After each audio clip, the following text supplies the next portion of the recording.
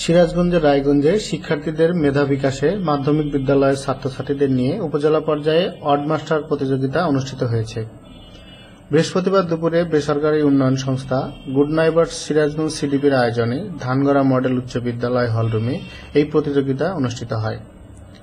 CDP manager Mosharraf হোসেনের সভাপতিত্বে পুরস্কার বিতরণী সভায় প্রধান অতিথির বক্তব্য দেন উপজেলা মাধ্যমিক শিক্ষা কর্মকর্তা জাকির হোসেন।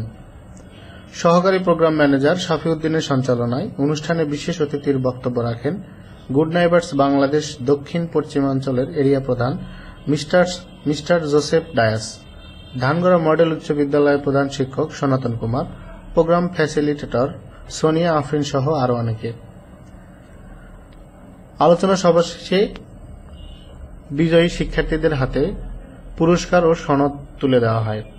এই অনুষ্ঠানে উপজেলার ৪৪টি মাধ্যমিক বিদ্যালয়ের শিক্ষার্থীরা অংশগ্রহণ করে।